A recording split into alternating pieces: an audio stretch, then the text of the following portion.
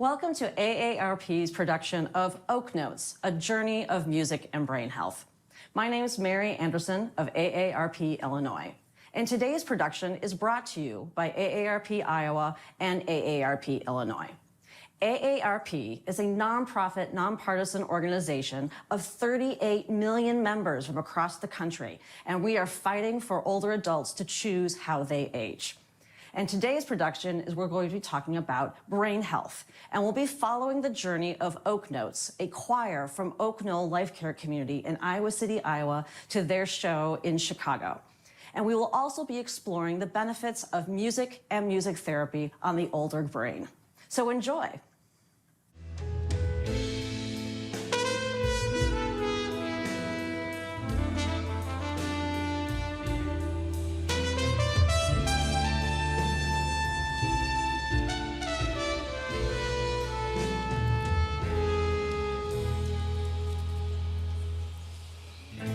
I've been so many places in my life and time. We've always had music in a lot of our activities and programs, but we noticed about 7 or 8 years ago, it was probably more like 10, that we needed a more full-time presence. And so we lobbied to add a music therapist to our staff full-time versus in a consultant role. And we were just lucky enough to hit the jackpot with Megan.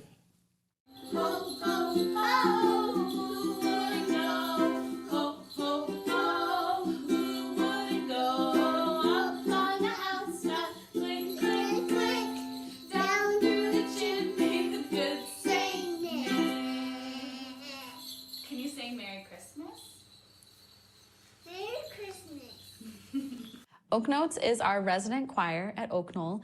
It consists of residents from all of our levels of care. We have residents in the health center, assisted living, and independent living. And we've even in the past had residents living in our loft memory care join the choir.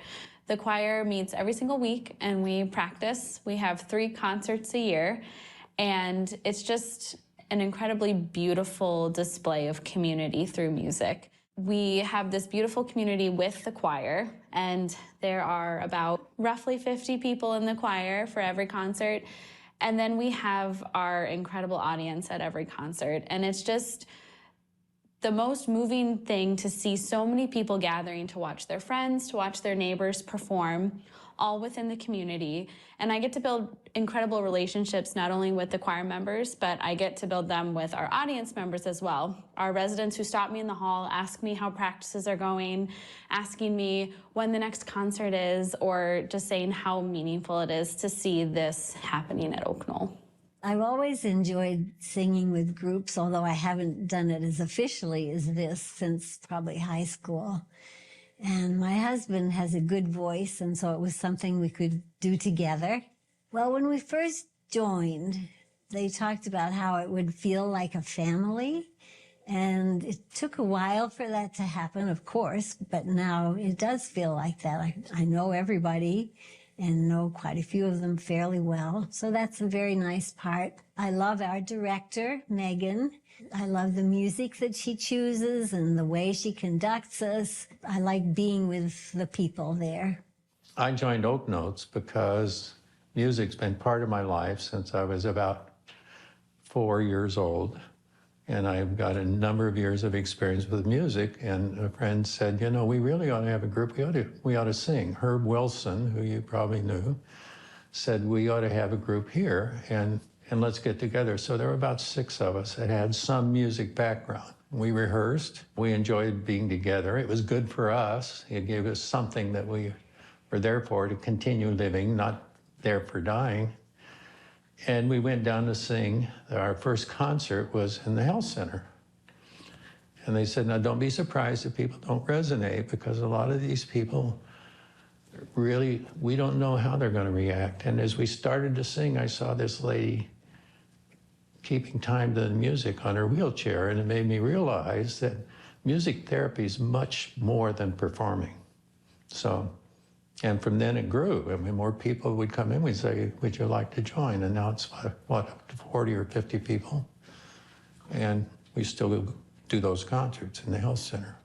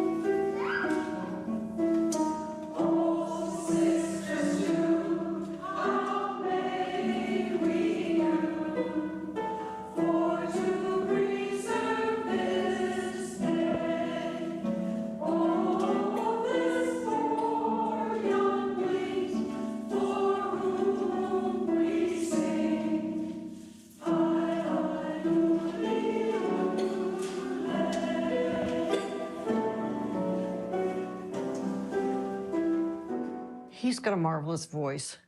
He didn't have many opportunities to sing during his professional career. And when we retired, we did some singing with a group it was a travel sing group.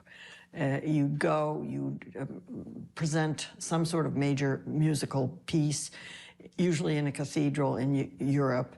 And you had to know it getting there, and you spent the week putting it together and then putting on a concert.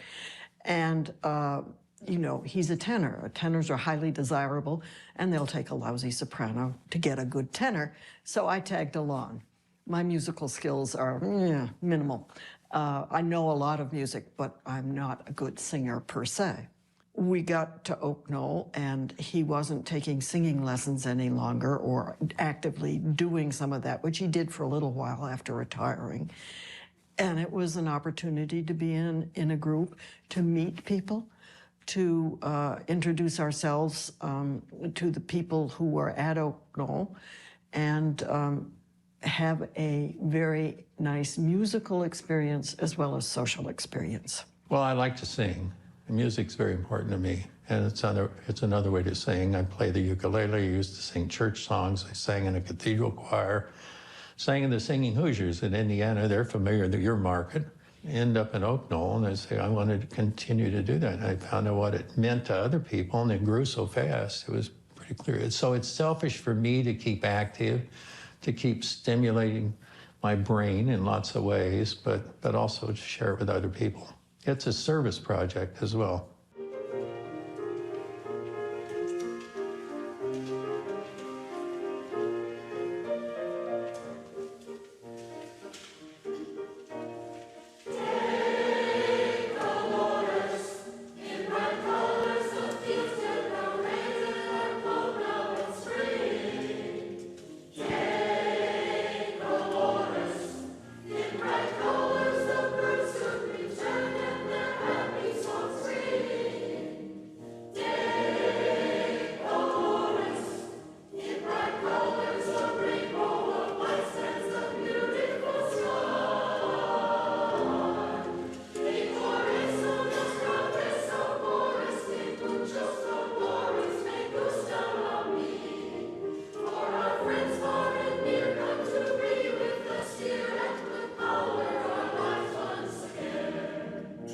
So music can help caregivers either when they're with their loved one living with dementia or on their own. So for some of thinking about our members in the choir, some members of the choir are in the choir with their loved one living with dementia, and it's something it's a shared experience that they can do together, and they can do equally while having the support of our staff or volunteers helping their loved one with dementia participate in the choir, and they can fully participate themselves, something they can do together, but independently. And then we also have caregivers who join the choir on their own. Their loved one isn't in the choir, but it's their time, it's their respite. It gives them this purpose and this ability to have time for themselves and experience this joy and this purposefulness. We also do music therapy with couples, and so it gives the caregiver the chance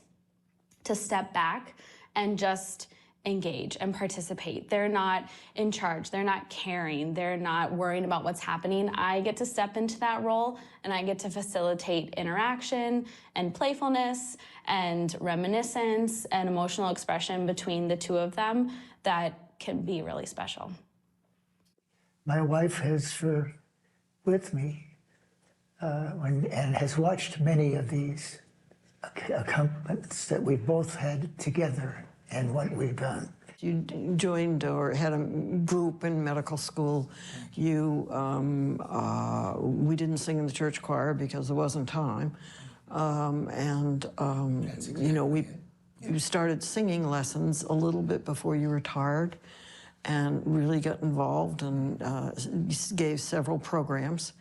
And it was a natural transition when we moved to Oaknoll. This was a reasonably new group. I mean, it had been a couple of years growing.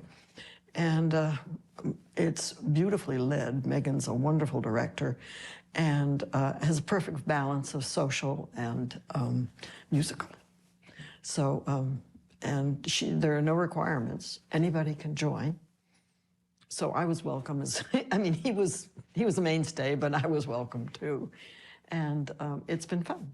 My husband has Lewy body dementia. At first, he just participated like anybody else did. And then little by little, he realized that he couldn't keep up with where we were in the music. And he was ready to give up. He really has a much, much better voice than I do. And so it seemed to me he was really making a contribution to the choir as well as it helping him get to know people. But then he was embarrassed not to be able to keep up with the music. So our director, Megan, assigned somebody to help him find his place in the music. And they have to help him almost all the time now. He's happy there. And I can't say that that's true of very many places that he is now. But I look over and I see him smiling at maybe some jokes that people are making. And his voice isn't what it was. One day, Megan, our director, was doing a little research project with somebody, and she had him singing Bridge Over Troubled Water and Hallelujah. And he sang so well. You know, he was on key and his voice sounded nice. But often now in the songs that aren't familiar to him, he really doesn't have the tune anymore. But Megan has the philosophy that everybody's welcome to sing. And so he stays, and he doesn't know that he doesn't sound, well, he probably does know he doesn't sound like he used to, but I don't think he knows the degree to which he doesn't. And so now it helps me by being a place where he can be happy, and he sits over there and I sit over here, and so somebody else is in charge of him for that hour. So that's very nice. They are from all levels of care.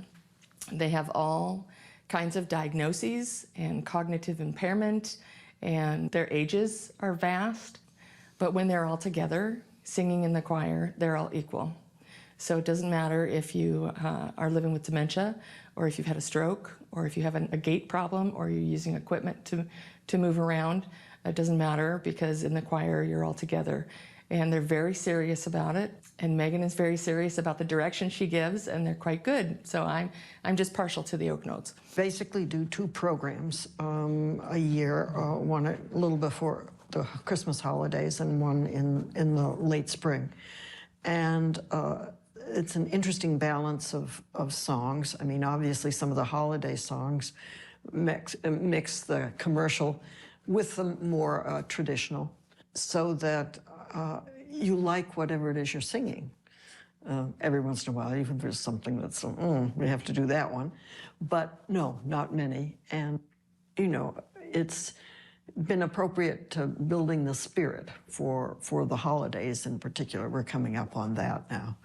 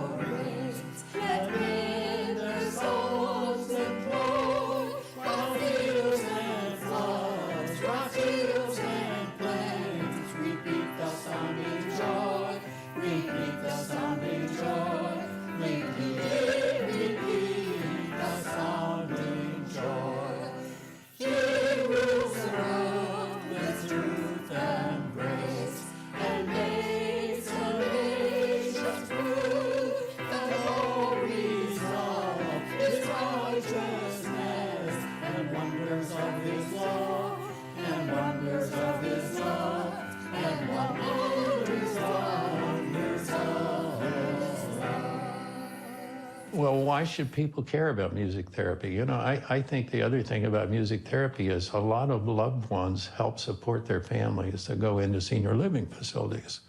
And it's a way for them to stay in touch. And so when we sing, if they want, they could come to the concert, but they can also see it by streaming. And that's part of the support system. You know, our kids watch it, meet grades on how we perform. They're all interested in music. You wouldn't be surprised. And I think it's an important program for people that are not residents. The family network is very important. His musical ability is just, as he loses his ability to speak clearly, he can sing. He can remember the songs, and he can remember most of the words.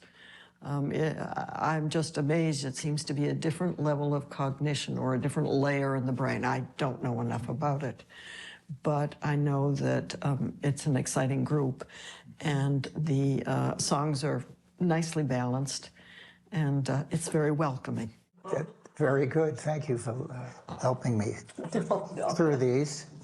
And to talk, you know, you don't. It's good for us all. It's becoming more difficult for me, that one of which I think is down to my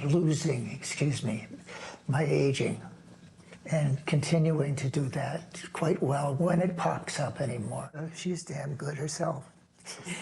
And we're both just great to be alive with her. Some of this is about a process of losing, but there's also some gaining too.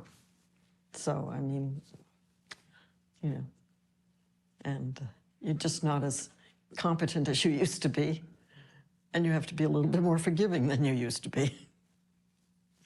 I think music therapy is a very important core program for every senior living facility. A memory care unit, a health care unit, assisted living unit, and for those of us that can, to continue to enjoy what we're doing. We've even had concerts, people that come in to celebrate an anniversary or a party, and they bring a professional show in, and people really love that. So music therapy, the real technical term is that we're addressing non-musical goals with music-based interventions. And so you're thinking about our goal is to decrease anxiety, but we're using music. We're using music for redirection. We're using music for therapeutic singing, for active instrument play to redirect that anxiety. And music can be used in so many different ways. It's used basically in my work. I do a lot of work with people with dementia, addressing all these other goals. We can provide increased socialization and emotional support for caregiving couples. We can use music to decrease anxiety and agitation. We can use music to decrease loneliness and isolation, to increase social interaction just by getting people out to groups. And with music therapy, there's a lot of other places as well that utilize music therapy. It's with children in schools, people with intellectual and developmental disabilities, people in hospital systems. So going from babies in the NICU receive music therapy all the way to palliative care and hospice care. There's a lot of work as well with veterans and mental health work as well. So music therapy is not just isolated to one certain place, but it's amazing just how universal music is, that we're able to tap in and address these goals with all of these different populations, and just how important that is. Music is truly, not to use a cliche, but it's a universal language that brings people together in so many different ways.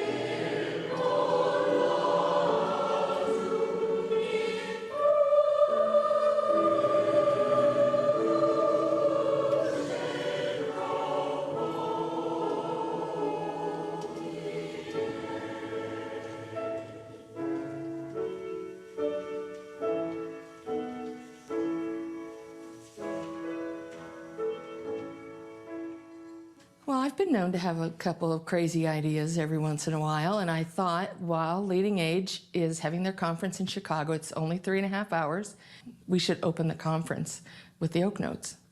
And then I diligently figured out how to make that happen. So you just need to get the right phone numbers and call the right amount of times and send some videos and say, this would really, if you could get on this vision with me, it will be amazing. And I think it will be amazing. Well, we lived in Chicago for 13 years long ago, and so coming back here is fun for me. This is the first time in 4 years I've gone out of state. So that's fun, and I left my husband with my daughter, and that was fun. And it's just kind of exciting to be here and be performing with friends, you know.